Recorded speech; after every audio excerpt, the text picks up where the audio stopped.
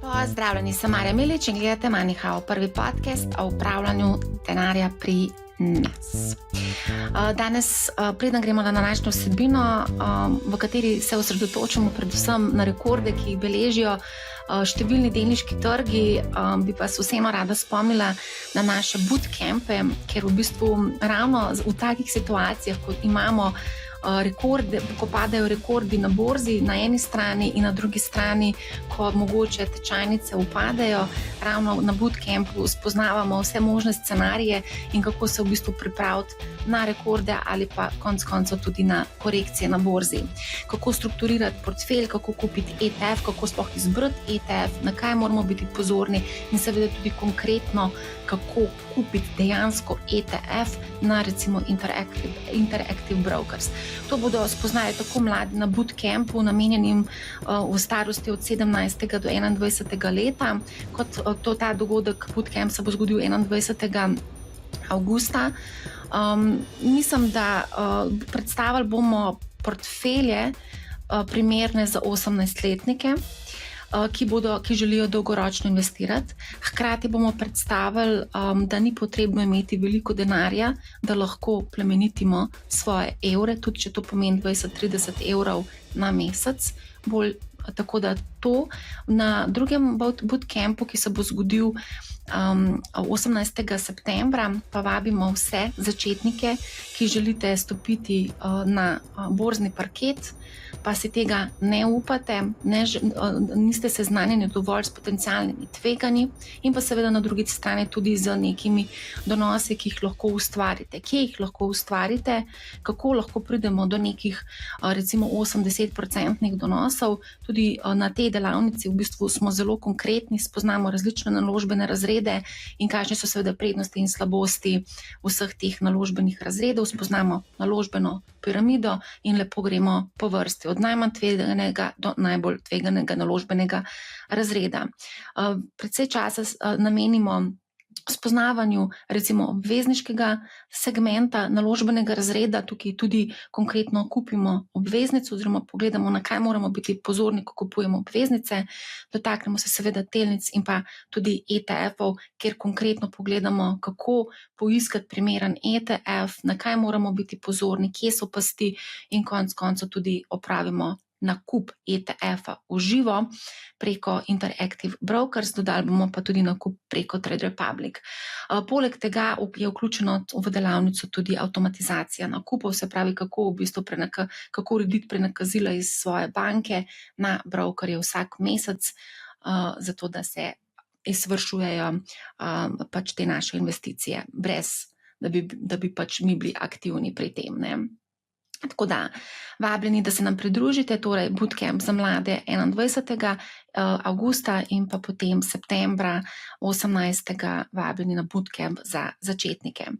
Kar se pa tiče današnje epizode, indeksi rušijo rekorde, S&P 500 je v bistvu 30.6., danes smo 1.7., ko sem snemala epizodo, je presegel 6200 točk, tudi MSCI All Countries World Index je zabeležil rekord. Katere so zvezde teh indeksov, kaj moramo vedeti o AI delnicah in pa seveda tudi kriptodelnicah, ki so dobesedno eksplodirale in na kaj moramo paziti. S sogovornikom sva pregledala praktično vse pomembne igralce trenutno na trgu, kar se tiče umetne inteligence, večina je zbranih, združenih v pač te skupine veličastnih 7. Kar nekaj tveganj je trenutno tudi na trgu, kot so recimo nove Trumpove carine, ali lahko te ustavijo ta borzni zakon. Smo trenutno priča FOMO, se pravi strah pred izgubljeno priložnostjo. Tudi če pogledamo indeks strahu in pohlepa, vidimo, da smo v območju pohlepa. V takšnem okolju je potrebno biti seveda previden. Veliko je prodajalcev megl, ki vam v tem trenutku prodaja cel kup nekih zgodb, zato morate pač paziti. In seveda vprašanje je tudi, kako doseči to diversifikacijo, kajti S&P 500 ali dejansko tukaj smo diversificirani, če investiramo, ali bolj, da stavimo na neko globalno zgodbo. Kar se pa tiče mogoče še kriptodelnic, vsekakor zanimiva novost, ki bo verjetno tudi disruptirala svet financ, je Robinhood, ki je nedavno prevzel tudi, zdaj že uradno prevzel Bitstamp, pripravlja tokenizirane delnice za evropske vlagatelje, tudi o tem sva sogovornikom govorila. Pred mikrofonom je Aleš Grbič, upravljalec premoženja pri Savi Infond, in ki budno spremlja tako tehnologijo AI, kot tudi seveda druge zadeve. Zdravo, Aleš. Pozdravljena, Marija. Zbudili smo se v kar precej zanimivo jutro. S&P 500 je prebil 6200 točk, se pravi, postavljen je bil nov rekord. Vidimo, da tudi drugi indeksi dosegajo nove rekorde. Včeraj, 30.6., je tudi MSCI All Countries World Index zaključil rekordno visoko. Skratka, vsak dan zdaj ponovno poročamo o teh nekih rekordih, tudi drugi indeksi v Evropi na stari celini beležijo rekordne vrednosti. Kaj si ti misliš o teh rekordih? Ja, sigurno je zanimivo, da se še pred časom smo bili nekako v primežu teh carin, skrbi, in tudi zdaj zgleda, kot da trgi nekako želijo preplezati ta zid skrbi. Ampak ta ključna skrb pa ostaja seveda kondicija svetovnega gospodarstva. In tudi nenazadnje so tudi te potencialne carine eden izmed teh glavnih virov negotovosti na finančnih trgih. In tudi v primeru, da se trgi uspejo izogniti tem negativnim scenarijem, kot kaže, trgi pričakujejo, da se bomo uspeli izogniti tem negativnim scenarijem, nas najverjetneje čaka ta nadaljevanje poti navzgor. In dejansko trendi gospodarstva ostajajo nekako nespremenjeni in tudi novice so dokaj spodbudne. Recimo jedrna inflacija v Združenih državah je bila nižja od pričakovanj in tudi ta merila negotovosti v zunanji trgovini so se še pa dodatno znižala. In vidimo pa, da smo imeli tudi, oziroma nenavadno je bilo, da smo imeli tudi dokaj krhke globalne obvezniške trge, in ki očitno so se uspela zmeniti finančni minister in predsednik Združenih držav, da sta nek skupni jezik našla. V določenem času je izgledalo kar panično, oziroma situacija je izgledala neobvladljiva, ampak verjetno je prevladal razum. Ampak še vedno imamo vedno te prijetni so carine in tudi vpliv carin na inflacijo. In tudi marsikdo, ki je mislil, recimo, zanimivo je, da mediji preveč ne stvari poudarjajo, recimo konflikt na Bližnjem vzhodu oziroma vojna na Bližnjem vzhodu. Vidimo, kako hitro se lahko stvari spremenijo, ampak moramo vedeti, da so te stvari bile dokaj lokalno omejene in tudi verjetno so se akterji potrudili, da ne bi bilo prevelikega vpliva za cel svet. Dejansko sem, če lahko skočim, takrat, ko so te zadeve eskalirale na Bližnjem vzhodu, mogoče se na začetku malo je bila bojazen, da se bo to odrazilo na ceni nafte. Nafta je sicer za kratek čas poskočila, ampak potem, ko so Američani bombardirali Iran, je pa cena upadla. Ampak dobro, nekih vplivov na v bistvu borzne tečajnice, tudi ta konflikt v Ukrajini, napad Rusov v Ukrajino, tudi nekaj ni sprožil nekih dram na borzi. Ampak ena zadeva je zanimiva, zdaj ko praviš, da v bistvu gospodarstvo stoji, funkcionira, da je bila inflacija nižja od pričakovanj. Fed kljub temu ni znižal ključnih obrestnih mer, čeprav se napoveduje, nekako stavijo analitiki, da ne bi se to zgodilo septembra, ampak borza pravzaprav ne gleda, borza gleda vnaprej, se pravi, kaj se bo dogajalo čez eno leto, nekaj let vnaprej. Zdaj, ekonomija je pa trenutno stanje, oziroma ki bazira na podlagi nekih preteklih podatkov. Te statistike so mogoče malce z zamudo prihajajo do nas, ne? Ja, običajno je tako. In tudi nerodno je, ko na trgih prevlada ta pretiran optimizem, se lahko te druge oblike tveganj spet vrnejo v spredje. In tudi, ali so to nove carine, ali je to možnost bolj slabših gospodarskih podatkov o rasti zaposlovanja v Združenih državah, ali pa tudi prihajajoči fiskalni paket, ker to pomeni, vidimo, je kar nekaj teh dejavnikov tveganja pa negotovosti. In Ja, in zdaj tudi mislim, ne, da čeprav bodo trgi verjetno preplezali tudi te ovire, ne, je pač smiselno za tiste vlagatelje, ki se ukvarjajo bolj s tempiranjem trga oziroma market timingom, da mogoče razmislijo o kaki bolj neutralni poziciji. Ampak to je vse, jaz se ne ukvarjam s tempiranjem trga in sem pač ves čas investiran. A veš, Ja, mogoče sam da še malo obudiva spomin, ker v bistvu se to zgodilo pred parimi meseci, Liberation Day, 2. april, takrat smo videli, je bila totalna drama na trgu, Nasdaq indeks je bil v medvedjem trendu, takrat so v bistvu vsi kazalniki, tudi VIX je poskočil, se pravi indeks strahu je poskočil, ne, danes, ko gledamo VIX indeks, vidimo, da je pri tam 16 točkah, 17, a ne, in se mi zdi, da se te stvari vseeno umirjajo, tudi indeks strahu in pohlepa kaže, da smo zdaj v obdobju pohlepa. Na takrat, ko smo gledali ta indeks aprila, smo bili v nekem strahu, ekstremnem strahu, kako se hitro stvari šiftajo.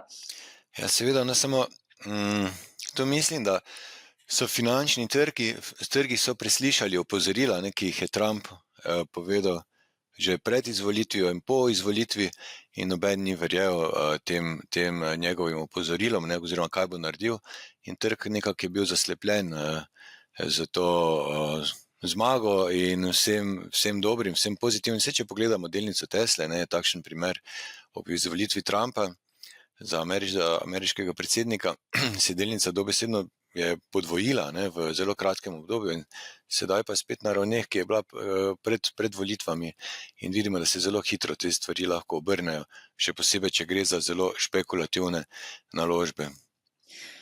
Zdaj, marsikdo je v dilemi, marsikdo je zamudil vlak in zdaj hoče skočiti na ta vroči vlak.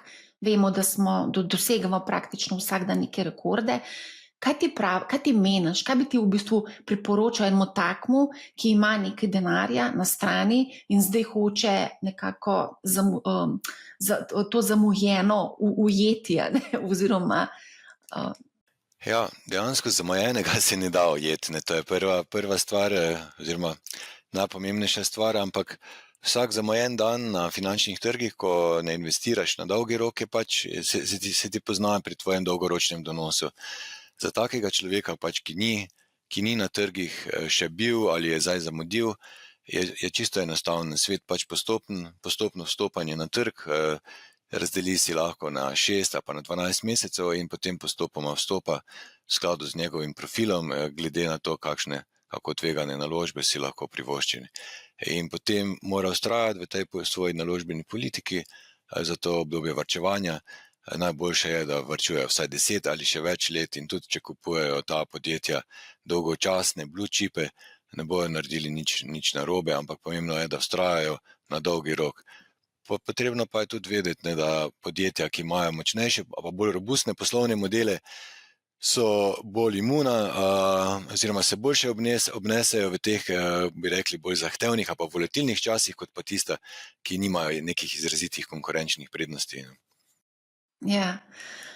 Ja, zdaj sem se spomnila, da sem ravno aprila napisala en članek, in sicer borzni namig, ne čakajte na nove rekorde, ker takrat je bilo vprašanje zelo aktualno, pač smo dosegli dno, a gremo lahko še nižje. Spomnim se, ker sem imela takrat ravno delavnico Bootcamp in je bilo ogromno teh vprašanj, a lahko še pade, se sploh splača zaiti noter, a ne, in zdaj po parih mesecih smo pa na novih rekordih. Tako da. Veš kaj, meni je zanimivo to, recimo se spomnim vedno leta 2007, ne? Smo imeli tudi novi rekord, in vlagatelji so drli v sklade, vplačevali, in je bilo zelo pomembno, da so imeli ustrezen produkt. Recimo, če se pogovarjamo, pa tudi zdaj ne bi rekel, da skladi so super stvar, ampak na primeru skladov, in tisti, ki je vložil recimo v neki globalni delniški sklad, res je, da je imel v vmesnem obdobju lahko tudi -30, -40, ko vemo, da je bila finančna kriza, ampak ko je pa varčeval na dolgi rok, 12, 13, 15 let, se je njegova vrednost več kot podvojila, ne, vrednost vloženih sredstev. In zato, ker je imel primeren produkt in ker je varčeval na dovolj dolgo obdobje. Tisti, ki pa je šel v neki ozki, specializiran sklad, recimo sektor energije, pa je imel mogoče le slabo petino donosa, kot pa tale, ki je vložil na recimo globalni delniški sklad. In potem vidimo, da je varčevanje lahko zelo enostavno in si ne rabimo preveč razbijati glave, če poznamo te osnove. Ne.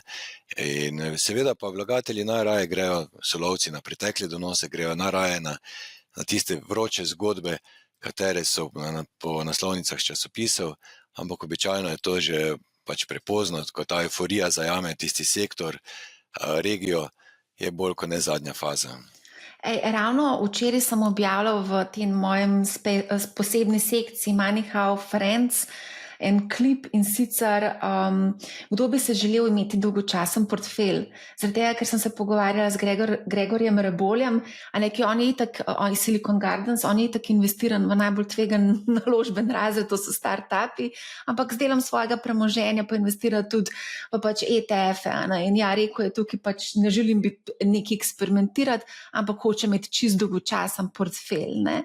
In dejansko se mi zdi, da ravno zaradi takih situacij, kot je trenutna, ko padajo rekordi in se pojavi cel kup nekih gurujev, ki ti prodajajo vroče zgodbe, vroče delnice, vroče namige, zgubiš, se mi zdi mogoče lahko ta kompas, in pač mogoče verjameš in greš v te zgodbe in malo pozabiš potem na to svojo strategijo. Ampak ja, tako kot si ti rekel, mogoče lahko to nek temelj, globalni delniški sklad, in potem sam dodajaš te začimbe, če že pač imaš potrebo potem, da si začiniš svoj portfelj, ne?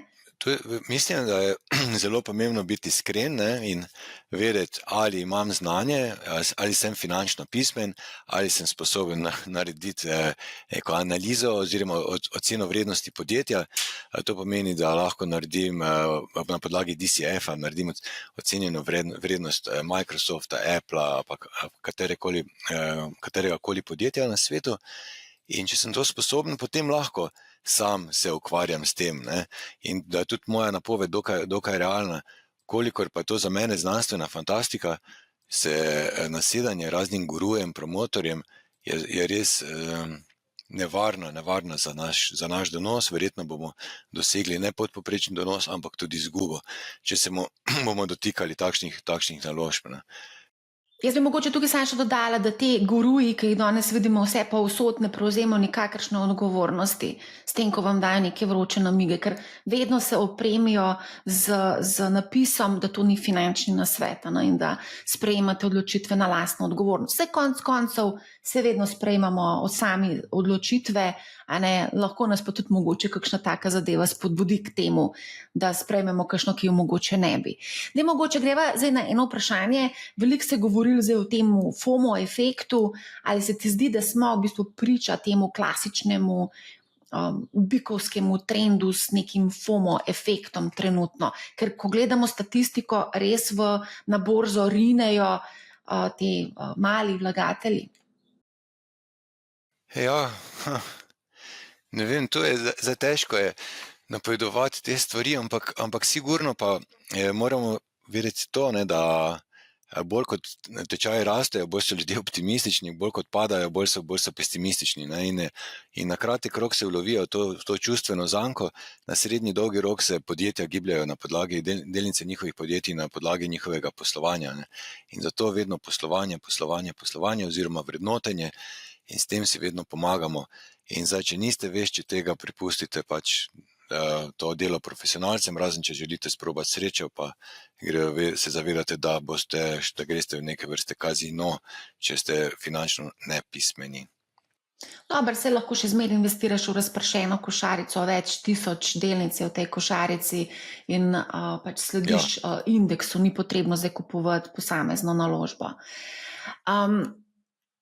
Kaj pa recimo zdaj vsi smo v pričakovanju te odločitve 9. junij, ko naj bi v bistvu Trump prekinil s tem tarifnim ali pa carinskim premorom. EU je sicer danes po noči se vse skupaj to dogajalo, da naj bi v bistvu nekako bili pripravljeni sprejeti ta trgovinski sporazum z ZDA, ki vključuje to 10% univerzalno carino, ampak hkrati zahtevajo, da se iz carinjenja izloči določene sektorje. Zdaj, kako misliš, da bi lahko tudi vidimo Trump pa Kanada imajo neke svoje zdaj zadeve, nek davek na digitalne storitve bil uveden strani Kanade in je bil Trump prav precej jezen. Skratka, kako ti gledaš na to dogajanje okrog carin, ko vidimo, da v bistvu Trump nekako izsiljuje s temi carinami? Ja, bolj gre za pogajanja. Vsi se zavedajo, pa se zavedamo, da takšen predlog za temi ekstremnimi carinami je bolj kot ne pogajalska taktika Trumpa pa njegove administracije, kje se bo, pri katerih odstotkih se bodo dogovorili, bomo videli, ne, ampak upam, da bodo tu pragmatični in tudi to, kar najboljše je, da se tako razvije, kar pričakuje trg, ne, ta scenarij. Če ne, bomo pač videli kar nekaj pretresov na borzah, ne, in pač nekaj nižje tečaje. Ja, to je to. Kako pa recimo, a greva mogoče kar na te konkretne AI delnice, o katerih se zelo veliko govorilo, Nvidia, spet rekord, dokam se pravzaprav, tukaj zdaj se pojavljajo špekulacije, se sprašujejo ljudje, dokam se lahko pa vzpne v bistvu cena, recimo konkretno Nvidie, ki je najbolj opazovana delnica, se mi zdi, v zadnjem času. Pa ja, vse lahko zraste do neskončnosti, če se pošali, ne, za tiste zavernike, ampak te napovedi so zelo nehvaležne, ampak zdaj, če se malo pomaknemo nazaj v preteklost, pa pogledamo, da je Nvidia leta 2020 imela samo 3 milijarde prihodkov iz podatkovnih centrov, ne, zdaj pa jih ima že 115 milijardov dolarjev. In tudi zdajšnja cena, ne, pri tej ceni, če bi zdaj kupili delnice Nvidie, nekako pričakuje, da bo poprečne letne rasti prodaje nad 29% v naslednjih 3 letih, ne, in tudi, da bo bruto marža, da se ne bo spremenila in bo ostala okoli 70%. In zdaj, če sem iskren, ne, moje mnenje je, da Nvidia je kar dobro na poti, ne, da dobro nagradi investitorje, še vedno so določena pozitivna presenečenja in tudi pri zadnjih rezultatih so jim prihodki iz podatkovnih centrov se povišali za dobrih 70% in od tega je 70% prišlo kar iz tega najnovejšega izdelka Blackwell. In kar je zanimivo, njihov CEO je povedal, da bojo brez težav poviševali prodajne cene teh ključnih produktov in iz tega bojo lahko še dodatno poviševali maržo. In tudi nenazadnje so prihodki iz gaminga so pozitivno presenetili, glede na prejšnje četrtletje so zrasli kar za 48%, kar je neverjetno, ne? In to je ravno, da so ti novi gaming izdelki, da temeljijo na Blackwellovi arhitekturi in so bili zelo, zelo dobro sprejeti. To pomeni, res Nvidia ima kar velik potencial, glede na to, da je neke vrste vratar pri umetni inteligenci, kar se tiče infrastrukture in ni samo hardware, tudi software. In dvomim, no, da bo kakšna konkurenca jih lahko zlomila, ampak sigurno, če pogledamo Teslo, ki je imel first mover advantage, kaj se jim je zgodilo, kitajska konkurenca pri avtomobilih jih je že prehitela, ne? Zdaj pri Nvidii zaenkrat še ni za videti, da bi jih kdo prehitel. Sigurno del javnosti stavi na to, na kakšne nove zmagovalce, ki pač ne želijo kupovati tako velikega, ampak sam mislim, da podjetje ni zdaj ekstremno pretirano vrednoteno. No. Zdaj, ko omenjaš Teslo, Katie Wood je zelo navdušena, ona je pač upravljalka ARK Innovation, znana investitorka, zelo je navdušena nad Teslo, co napovedala je v roku 5 let, da naj bi Tesla delnica zabeležila do 830% rast in ona pravi, da je ena ključna zadeva pri Tesli pač ti avtomobili za avtonomno vožnjo. Mislim, da je bil prejšnji teden, ko so v bistvu to spravili tudi na ceste in mislim, da so bile že prve nesreče s temi avtonomnimi vozili. Ne vem, a si spremljal? Ja, tile robotaksiji, ne. Tu mislim, da Teslo je treba dati v en kontekst naložb, ki jih obožujejo verniki, ne. recimo verniki kulta Muska in tudi podobnih. In to me spominja recimo na tisti dotcom bubble, ki je bil leta 2000, kjer podjetja niso morala dobička pokazati, morala se pokazati rast. In tudi CEO enega takega podjetja je na koncu bil sprovociran in je povedal, da njim ni pomembno, da vlagateljem je pomembno samo, da jim zaupajo, niso pomembni rezultati. In to je to. In tukaj zavidim podobno zgodbo, ker vedno znova uspe Musk finančno javnost ali pa tudi drugačne vlagatelje nagovoriti in prodati zelo dobro zgodbo, zelo lepo prihodnost, za katero pa ne vemo, kako se bo izpeljala. Ne. Res je, da je prvi na tem področju, ampak meni se zdi, da je Tesla vseeno zelo, zelo špekulativna naložba in pač jo lahko imaš v manjšem delu portfelja, ampak ja, to je pač moj pogled. Ne verjamem, no, da bo to zgodba o uspehu na dolgi rok. Mogoče se pa motim. Ne? Oj. Ja, kaj pa recimo, meni je zanimiv recimo Google, veliko nekih novosti je Google tudi pripravil vezano na AI, tudi veliko investicij je bilo investiranega v to in če gledava kje se trenutno nahaja delnica, še vedno ni dosegla vrha izpred začetka letošnjega leta, še vedno je pod tem vrhom. A si mogoče kaj spremljal delnico Google? Recimo, da sem, ja, ampak mislim, kar nekaj podjetij je, ki so pod vrhovi, nekaj jih je naredilo doseglo nove najvišje vrednosti, nekaj jih je, 5-10% pod njimi, nekaj pa jih je še več. Mislim, da ima Google oziroma Alphabet, da je zelo dobro pozicioniran, ampak mogoče se jim bo ta primat, bi rekli, vratarja pri internetu, sta bila Google in Facebook, sta bila vratarja. Ne? In sedaj pa ima marsikdo že dostop do interneta, gre preko teh bližnjic, ki so za te klepetalnike, ChatGPT, Grok in podobni. Ne? In preko tega bo mogoče se bo ta njihova prevlada malenkost znižala in to tudi kaže delnica nakazuje na to, ne? Ampak cena delnice. Ampak v preteklosti so vedno bili uspešni pri tem, da so s prevzemi so dobro okrepili svoj poslovni model oziroma portfelj storitev, produktov in bi rekel, da vseeno ta stava na tako podjetje kot je Google ne bi smela biti napačena na dolgi rok. Kratkoročno, ne vem, kratkoročno je bolj stvar sreče, sentimenta na trgu, ampak na dolgi rok pa verjamem, ja, da bo tudi eden izmed dolgoročnih zmagovalcev. Zdaj smo omenili že skoraj vse iz te skupine veličastnih 7. Mogoče bi pa vsem še o Applu kakšno besedo rekla. Mislim, da sem ravno danes zjutraj brala novico, da bodo uporabili, da bojo ta svoj Siri, da bodo, kako se reče, nadgradili, ne? Oziroma dali pomoč. Ja. Pomoč, ja, ampak tukaj kolebajo med dvema tema ponudnikoma. Ja, mogoče, da se lažje tudi osvetli teh veličastnih 7 pa podjetja, ki imajo precej uporabnikov že, ne? Če ne naredijo neke kardinalne napake, bojo lahko dobro monetizirali vse te svoje uporabnike. Enako Meta ima podobno zgodbo, Microsoft ima podobno zgodbo in ne smejo narediti neke kardinalne napake. Apple je tu mogoče malo počasnejši kot je Microsoft, ampak tudi verjamem, da bo Apple imel ustrezne produkte, storitve, ki bojo konkurenčni in uporabniki ne bojo bežali od njega stran.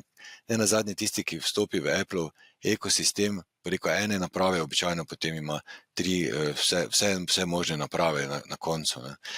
In ja, tudi res ne bi stavil proti Apple, da ne bo uspel monetizirati teh novih nadgradenj in mislim, da je dokaj enostavna zgodba.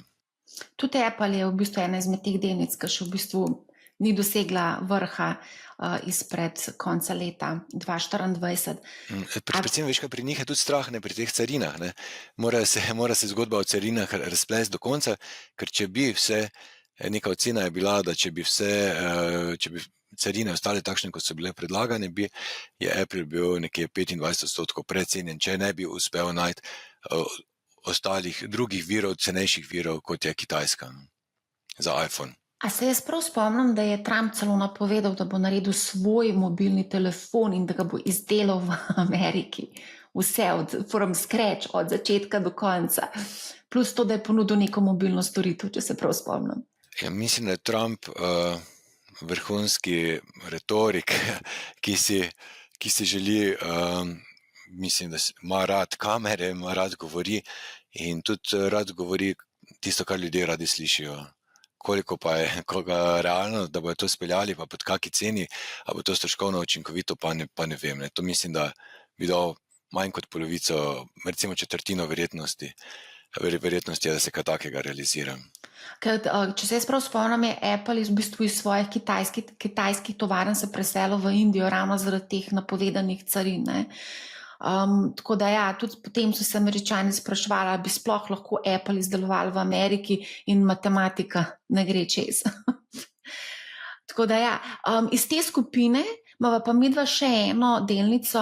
Jaz moram se prav priznati, da se spomnim, da se Microsoft omenjal, mislim, da prvič, ko smo se pogovarjali že pred leti na podcastu, si rekel, da je to ena taka delnica, ki jo enostavno moraš imeti v portfelju.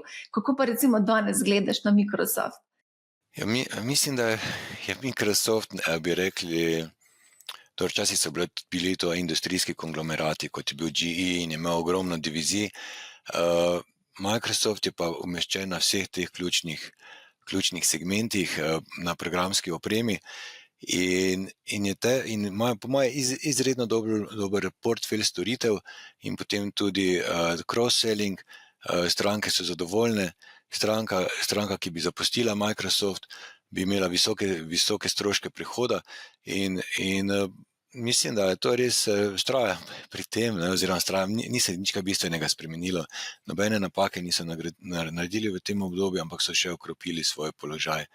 Ne nazadnje, če pogledaš recimo obdobje korone in Zoom, in vsi so rekli, Zoom bo ne vem kaj vse. Ja, sam sem se vprašal, kako bo lahko Zoom konkuriral nekomu takšnemu, kot je Microsoft, tudi Google, ki ima veliko število uporabnikov in samo ponudijo to dodatno storitev. In se je izkazalo, da nekako ni, da je optimizem bil pretiran, monetizacija Zooma počasnejša, kot je trg pričakoval in zelo velika luknja za denarnice vlagateljev Zooma. Kaj pa, veliko se tudi govori zadnje čase o Meti. Mislim, da je celo Mark Zuckerberg pred časom napovedal, da bojo naredili nek Meta Super Intelligence Labs, pa cel kup drugih nekih napad. Zdi se mi, da on kar malo tako eksperimentira, pač kakšne stvari grejo čez, kakšne ne grejo, veliko denarja mečejo v bistvu razvoj oziroma tudi v to umetno inteligenco. Si mogoče kaj spremljal, kaj se dogaja z Metom? Ja, to si dobro se ugotovila. Vsi ti veliki, ki so, ki imajo visok prosti denarni tok, ogromno investirajo v ohranjanje pa izboljševanje svojega konkurenčnega položaja. In enako je tu z Meto. In mislim, da je Meta zelo dobro na poti, dobro pozicionirana. In hecno je to, da neke nove zgodbe, razen, mogoče Palantir, pa takšni, ni na tem trgu. Več ali manj so ti stari blue chipi, ki skupaj z Nvidijo, ki postajajo vedno močnejši, vedno večji, vedno močnejši in se potem postavlja vprašanje, kdaj jih bojo mogoče razkosali, ko bojo preveliki. A bo to Microsoft, tisti prvi. Microsoft je imel že to pred 20 leti, pred 20 leti je bilo v igri razkosanje Microsofta, ampak tako podobno kot ameriške banke dosežejo zelo dobro poslovno okolje za sebe, oziroma uspejo zlobirati, tako tudi ti tehnološki velikani uspejo doseči, da se jim poslovno okolje bistveno ne poslabša. Zdaj si omenil Palantir. A lahko mogoče kaj več poveš o Palantirju? Zaradi tega, ker vem, da ta delnica še nedolgo nazaj ni bila ravno med bolj cenjenimi, bom tako rekla. Zdaj je pa vlečni konj, veliko investitorjev omenja Palantir kot neko zgodbo o uspehu. Ja, delnica je pa res porasla, ne vem, iz 10 na 130. Ne, ampak ja, to je za tiste, ki imajo, to je ena taka dobra zgodba za te, ki pričakujejo marsikaj, oziroma ki imajo, ki mogoče ne gledajo preveč vrednoten. 70-kratnik delnica kotira pri 70-kratniku prodaje,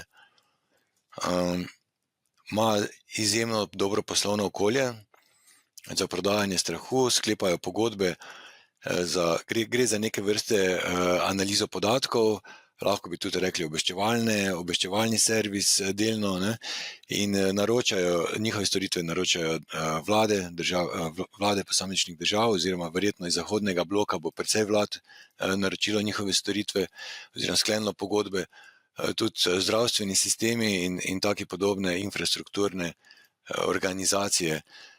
Koliko je tu še rezerve pri rasti, delnica je pač po DCF-u je precenjena, odvisno kakšne predpostavke daš pri tem DCF-u, ampak tudi pojavlja ključno vprašanje, kakšne stopnje rasti lahko prihodnje dosega. Ne? Stopnje rasti se bojo verjetno pri prodaji se bojo verjetno zniževale, ker vseeno, če si štartaš iz nizkega nivoja, potem dosti lažje dosegaš visoke ravni, ampak dvomim, da naslednje leto, da bojo lahko rasli 30-40%. Še, ne, mogoče presenetijo, imajo pa sigurno podporo v tej ameriški administraciji, zelo močno podporo in se jim bo odprla marsikatera vrata v zahodnem bloku držav. Še eno imava delnico iz teh skupine veličastnih 7, Amazon. Zadnje čase se je veliko govorilo o Jeff Bezosu in njegovi poroki v Benetkah. Ampak ja, medtem ko se je on poročil s svojo izvoljenko, je pa Amazon tudi v bistvu nekako lansiral neke robote, ki mu pomagajo pri teh pošiljkah. Vem, da pred leti so poskušali s temi roboti, pa niso bili tako učinkoviti, zaradi tega, ker enostavno niso znali prenesti teh pošiljk. Zdaj pa očitno šla tehnologija tako naprej, da so v bistvu imajo celo floto teh robotov zdaj na voljo. Kako gledaš na Amazon?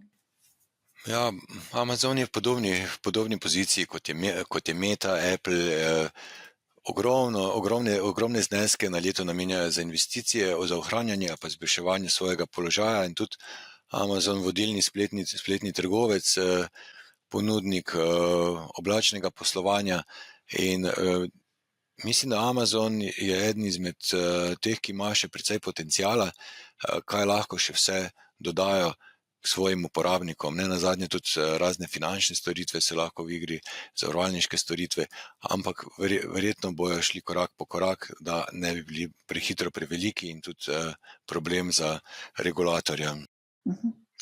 Zdaj smo obdelala vse iz skupine veličastnih 7, pa te bom tako vprašala, katera delnica ti je najbolj atraktivna in bi si upal staviti na njo za obdobje recimo 5 let, ali bi kar na vse? Ne vem, ja, obdobje 5 let je mogoče kratko obdobje, ne, ampak tiste 10 plus bi poiskal podjetja, s katerimi se nekako dobro počutim. Verjetno bi to bil Microsoft, mogoče bi bila Nvidia, Palantir najverjetneje ne, pa taka podjetja, ki so, recimo ASML je sigurno zanimivo tudi na dolgi rok, potem mogoče kakšna podjetja, ki so infrastruktura za umetno inteligenco, ne, to absolutno, pa potem z programske opreme še mogoče kakšno, ki deluje na optimizaciji poslovanja podjetij, uvaja umetno inteligenco, mogoče Salesforce, ServiceNow, pač to so takšne, ki jih lahko brez težav držiš. Recimo Taiwan Semiconductors bi bil previden, ker je vseeno geopolitična zgodba je tam prisotna, ampak so mogoče kakšni drugi iz polprevodnikov, kot je Nvidia oziroma hardware Nvidia, pa mogoče AMAT, Applied Materials, ki je orodjar za proizvajalce polprevodnikov, kar se tiče tehnologije. Sigurno jih je še kaj, ampak dejansko ta glavna podjetja, kot tudi Meta, ne nazadnje, bi pogledal na kakšen, oziroma počakal na kakšen večji padec, ko bo, in bi se bolj izpostavil do teh naložb. Zdaj, ko meniš večje padce, sem brala neko statistiko, da v bistvu je zdaj strategija malih vlagateljev buy the dip, se pravi, kupuj, ko pade, a ne? Strategija. Kaj pa se ti misliš o tem? Zdaj imamo rekordne rasti, nekateri so se zdaj prebudili, drugi pa spet čakajo, da se zgodi kakšna korekcija, manjša, večja in potem. Ta buy the dip dejansko statistično ni slaba strategija. Vemo, da večino časa trgi rastejo in potem, recimo, če četrt časa trgi padajo, pa če je povprečen padec nekje, oziroma da traja padec približno leto dni, približno v dolarjih merjeno okoli 30%, si lahko s tem podatkom precej pomagaš, ampak je to na vsakih 6 let se statistično zgodi tak padec. In potem, da mali vlagatelji dokupujejo pri teh 10% padcih, absolutno ne, če se ni kaj bistvenega spremenilo v poslovanju podjetja, zakaj pa ne bi izkoristil tega padca, ampak to je v redu, ne? Fajn je tudi, če kupujejo pri minus 20, minus 30, ne samo pri minus 10. Pa rekel bi to, ne, da naj gledajo vseeno dolgoročne obete za ta podjetja, kakšen je njihov položaj na trgu, ker ko pride pa tudi recesija, ni nič slabega, pač pomeni, da se nekak želja po tveganju se zniža in takrat lahko kupiš mogoče naložbe, kvalitetne naložbe, ki so bile predraže, dosti ceneje. Zadnje čase se zelo veliko govori pač o ne samo o ameriškem trgu, ampak seveda tudi o evropskem trgu. Videli smo, da so nekatere naložbe dobesedno eksplodirale, so bile celo bolj donosne od S&P-ja. Se pravi, če sam na hitrico omenim, recimo Poljska, indeks Total Return, se pravi z vključenimi dividendami, 54% donosnost, to je v letošnjem letu, Grčija 52%, Avstrija 43%, Španija 43%, Italija 35%, Nemčija 35%. Se pravi, stara celina se je nekako tudi prebudila. Mogoče spremljaš tudi evropske trge, spremljaš mogoče kakšne zanimive AI ali pa mogoče tehnološka podjetja v Evropi, ki bi potencialno lahko bila zanimiva? Ja, to žal nimam imen, ampak ja, ta rast Evrope je pač posledica, ker so investitorji preko oceana, so se lani jeseni, ne, so se zagnali v te evropske naložbe, in so pač, vemo, da ameriški finančni trg pa ameriški investitorji so največji in potem, če pridajo na evropski trg, lahko brez problemov premikajo tečaje, ne, in predvsem dejansko cel trg so zaobjeli, ne, in od tehnologije, industrije, financ, tudi evropske banke so imeli zelo lepe donose v recimo zadnjih 6 mesecih, pa še več. To pomeni, da končno Evropa, in vse je neka podlaga, če želimo iskati izgovor za to rast, lahko najdemo v tem predlogu oziroma dogovoru, kjer ni več potrebno upoštevati tega zlatega finančnega oziroma fiskalnega pravila in potem tudi, da so izvzeti iz proračunskega primanjkljaja izdatki za obrambo oziroma za vojsko in takšne stvari dejansko dajo podlago, pa tudi infrastrukturne investicije dajo podlago za neko prihodnjo rast v Evropi. In iz tega vidika so se vlagatelji odločili, oziroma ni Evropa tako slaba. Ja, ne, zdaj, če gledamo donosnosti, ampak spet je treba tukaj poudariti, da gre za pretekle donosnosti, ne vemo, kaj se bo dogajalo v prihodnje. Ampak dobro, če zdaj veva približno, da bo 5% BDP-ja namenjeno za neke investicije v obrambo, to pol pomeni kar veliko denarja, da se bo investirali, mogoče zna biti, ne vem, kako pa ti gledaš recimo na obrambni sektor? Ja, moje ključno vprašanje je, kako hitro bojo lahko te kapacitete povečevala ta podjetja, ne? To je ključno vprašanje, predvsem za evropska podjetja. Povpraševanje je zagotovljeno za naslednjih 10 let, kot kaže, pa še več, ne? Verjetno pa ta rast ne bo taka enostranska, oziroma bojo tudi določene ovire na tej poti, mogoče se marsikaj spremeni, ampak ja, če je ta Rheinmetall lani še bil 600 evrov pred ukrajinsko vojno, rusko-ukrajinsko vojno, mislim pod 100 evri, vidimo, kaj se lahko zgodi, ne, če se okolje popolnoma spremeni. Ne. Strah se zelo dobro prodaja, ne, in tudi zato mislim, da bojo uspeli zagotoviti ta sredstva, ne, za obrambno industrijo v Evropi. Ja, Rheinmetall je letos pridobil 186% in trenutno kotira pri 1770 evrih. V glavnem, ja, tudi ključno vprašanje, velikokrat rečemo, da je zelo pomembna diverzifikacija, a ne, ko govorimo o investiranju. Zdaj, če ti staviš globalno, boš več ali manj še zmeraj imel večjo izpostavljenost Ameriki, a ne, mislim, da okrog 60-70% izpostavljenost, a ne. Če kupaš S&P 500, boš itak izpostavljen na ameriškem trgu, ampak na tem trgu so v bistvu globalni igralci. No? Vsi ti, ki so jih omenjala, so v bistvu globalni igralci. Kaj si ti misliš o tej diverzifikaciji? Ja, recimo, če me vprašaš za S&P, ne, približno tretjino predstavlja sektor IT-ja.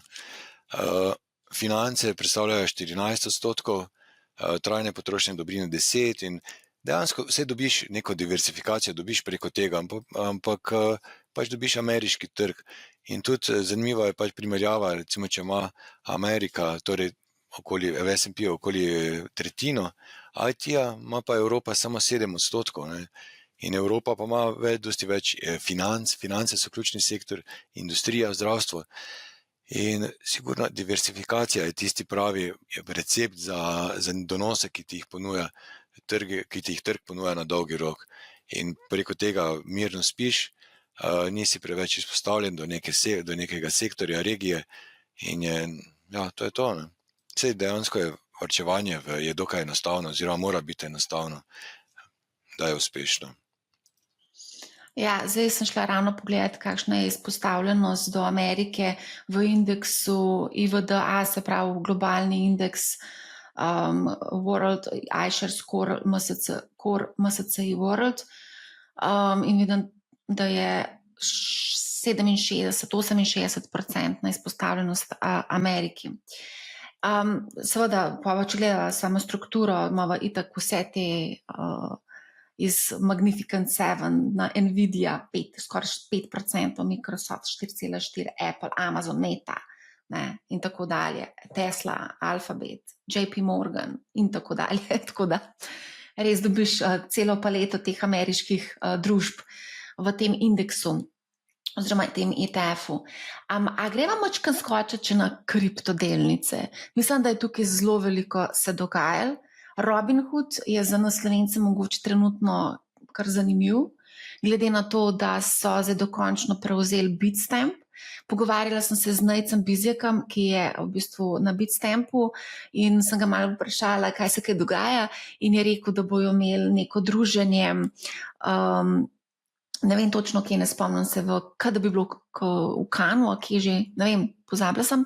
V glavnem, tam je pa tudi Vlad, ta njihov šef, CEO, predstavil nek nov produkt, in sicer tokenizirane delnice za evropske vlagatelje, ker v bistvu spet poskuša nekako disruptirati ta svet in celo nek svoj blockchain razvijajo. Mislim, da trenutno je to na nekem drugem blockchainu narejen. Skratka, kaj veš o tej potezi Robinhooda in kaj si misliš o tokeniziranih delnicah za evropske vlagatelje? Ja, slišal sem za to zadevo. Ne? Zdaj ne vem, kakšen bo davčni vidik, mogoče ti veš tukaj. To je vprašanje po moje za davkarij, ampak mislim, da davkarij ne vem, če so, bom preverila, no, ampak ne vem, če so prišli tako daleč, da bojo zdaj točno vedeli. Glede na to, da se pripravlja v bistvu konec koncev zakonodaja za obdavčitev kriptovalut, ki še ni sprejeta. Tako da ne vem, a so tudi obdelali tokenizirane. Ja, verjetno bo podobno. Ne? In zdaj tu vprašanje, če bo to toliko zanimivo, razen če bo enaka obdavčitev kot je vrednostnih papirjev, torej delnic oziroma dobičkov iz kapitala. Robinhood je sigurno je eden prvih, ne, ki je šel v to, oziroma mislim, da obstajajo že ponudniki. Sam bi tu imel pač pomislek vseeno glede varnosti, če želim kupovati delnice, ne, ali bom kupil preko Robinhooda ali pa raje kupim preko Interactive Brokers ali pa največjega brokerja pač na svetu. Ne. Ampak Robinhood je pa to naredil zelo, zelo dobro poslovno potezo in tudi delničarji so bili bogato nagrajeni. Nenazadnje njihova delnica, mislim, zdaj že preko 70% je letos pridobila. Ne. Ja, ravno zdaj gledam, da v bistvu naj bi ta storitev naj bi jo launchali 7. julija. Zanimivo, to bo vsekakor treba malce bolj spremljati. Ja, bili so v Cannesu, v Franciji, ker je v bistvu predstavil to svojo novo storitev. Tokenizirane delnice OpenAI in SpaceX naj bi ponudili evropskim vlagateljem. Tako da bo kar zanimivo tole spremljati. Ne? Verjetno bo tudi malce disrupcije na področju, si predstavljam, na tem področju v finančnem sektorju. Verjetno res, ja. A greva mogoče še na Circle, tudi ta zakonodaja v Ameriki za stabilne kovance je bila sprejeta na prvi stopnji, to morajo zdaj še potrditi. Tudi tukaj je Circle z IPO-jem, da je delnica vrednosti pač, vse vemo, eksplodirala. Ne vem točno, kje se danes nahaja, ampak kaj recimo si ti misliš o Circle?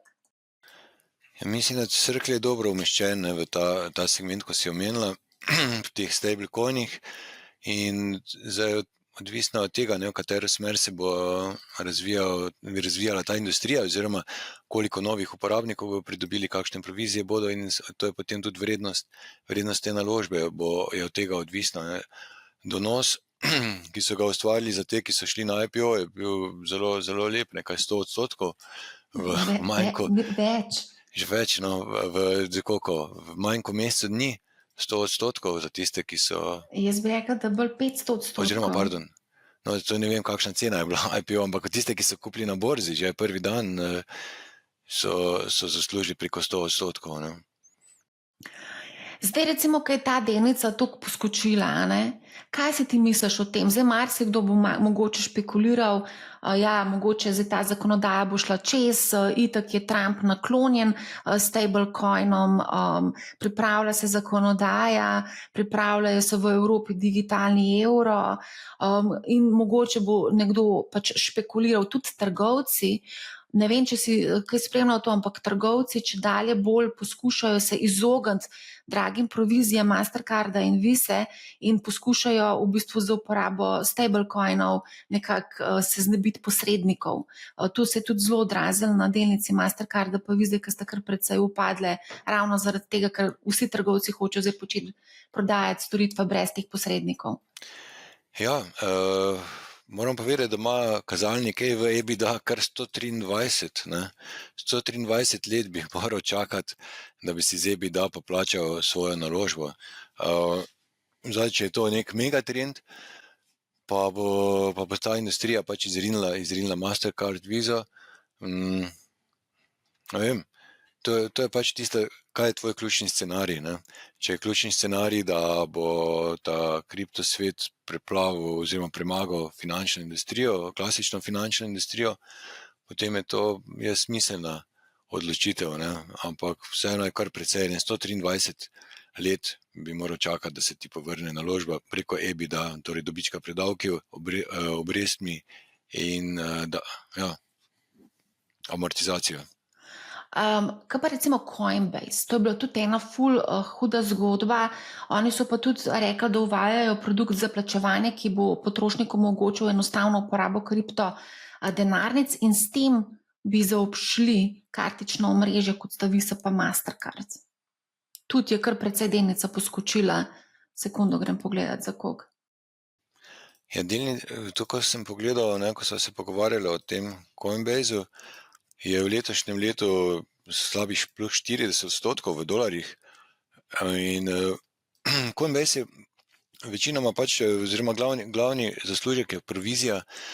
Provizija je vezana na kriptotrg, ne, in takrat, ko trg raste, imajo več provizije, ko trg pada, je manj aktivnosti in je tudi ciklično pač njihovo poslovanje pogojeno za temi cikli na kriptotrgu, ne, s fazo rasti, fazo padca.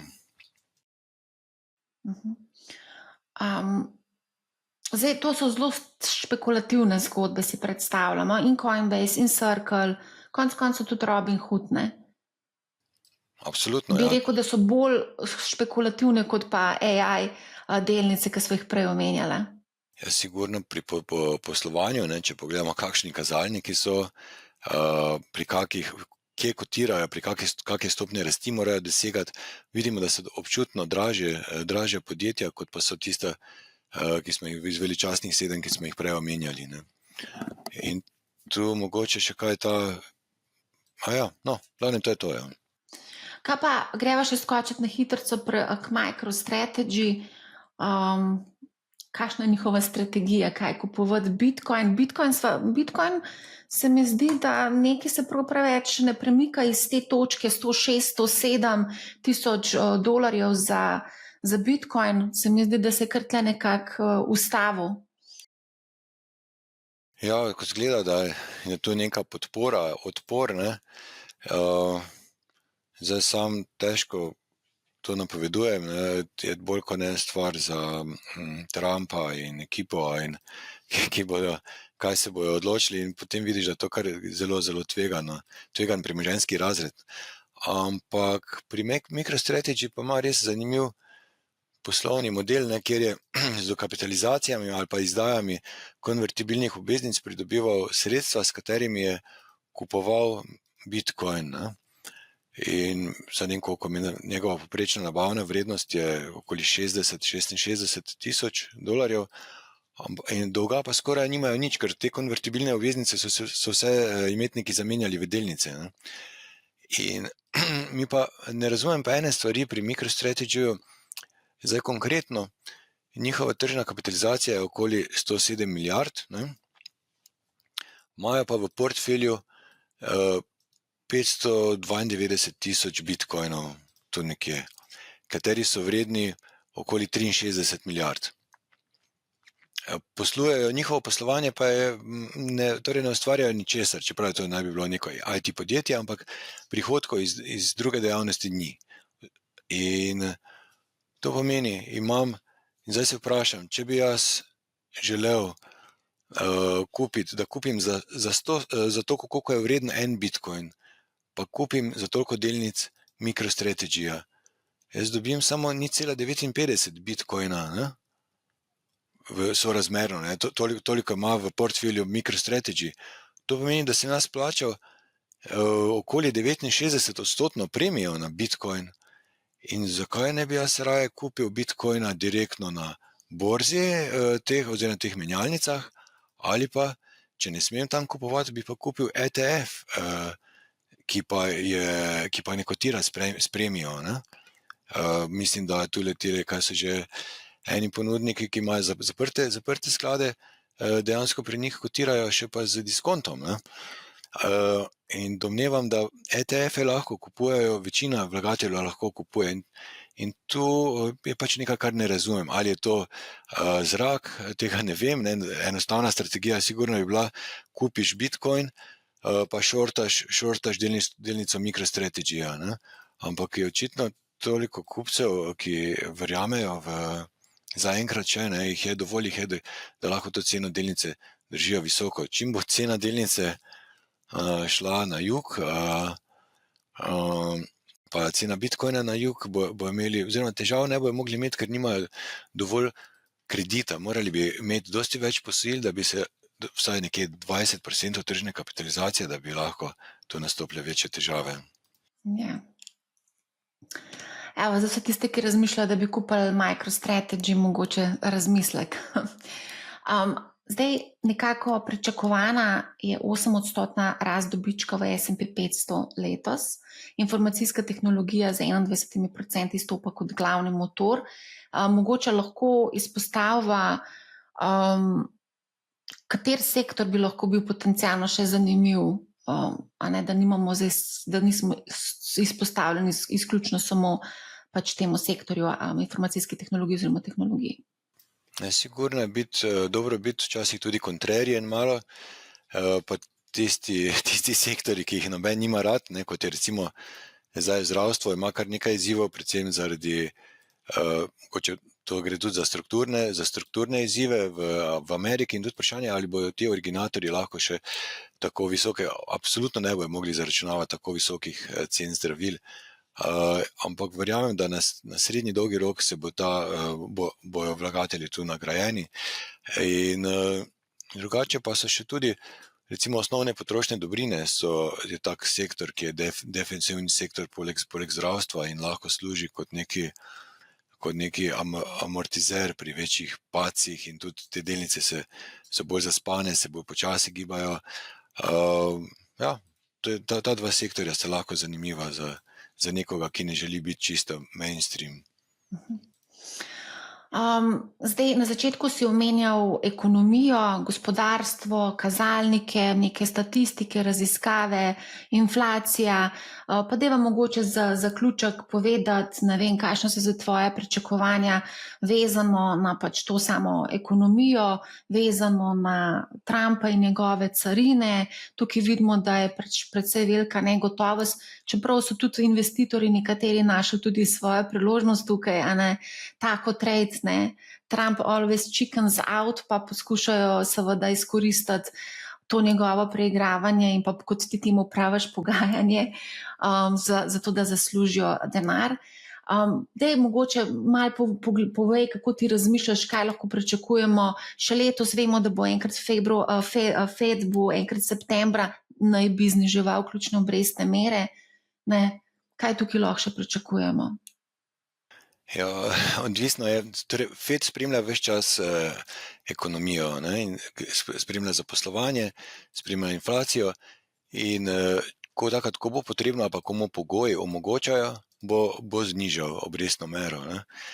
Dokler ni tako, ne morejo, imajo roke zvezane, tudi čeprav Trump na njih pritiska.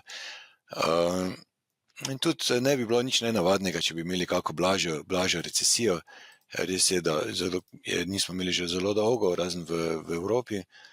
In jaz bi rekel tako, bolj kot na ta market timing, na te, kaj narediti zdaj, vedno smo na pravi strani, če imamo globalni delniški portfelj in dovolj dolg časovni horizont in primerno stopnjo tveganja, torej tako tveganje, ki ga lahko prenesemo, če nas ob padcih 20% zvija v trebuhu in ne moremo spati cel teden, potem to ni naložba za nas. Če pa vemo, kako se gibljajo, da so padci sestavni del trga in da je to normalna dinamika trga in nič ni nenavadno, če padejo trgi tudi 30% enkrat na 6 let, in to sprejmemo v zakup in rečemo, ok, grem na to pot, jasno mi je, da moram vsaj 10 let varčevati v tem naložbenem razredu, imam nekako uravnotežen portfelj, geografsko, sektorsko, in je to.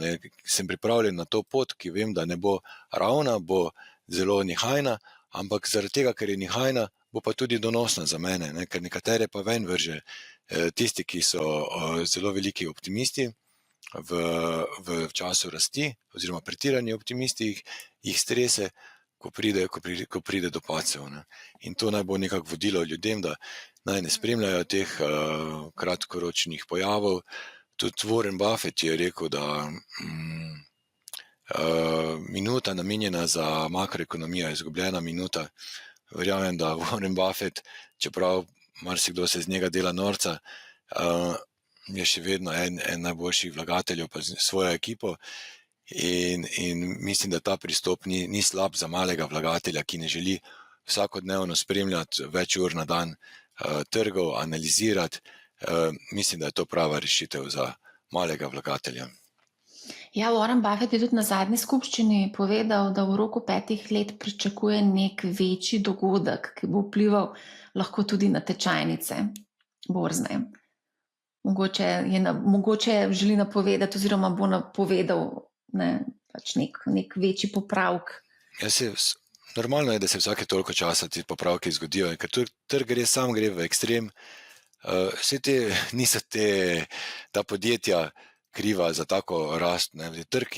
Trg je sprejel njihove zgodbe oziroma pričakovanja oziroma gradi pričakovanja, ki so tudi višja od teh, kar uprave napovedujejo, in potem iz tega se trg sam v oba ekstrema postavi.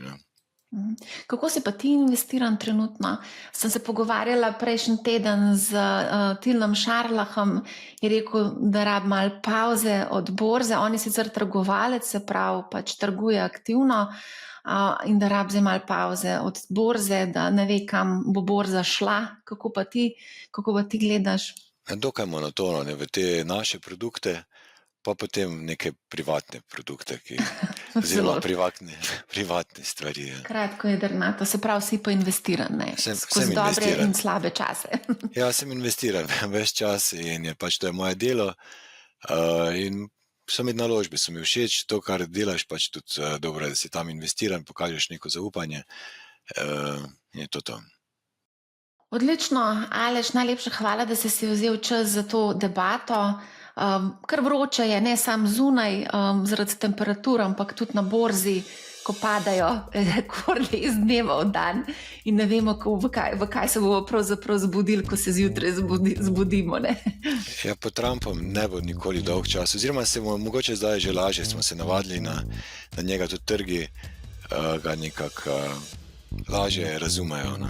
Ampak a si ti slišal, kako on komunicira?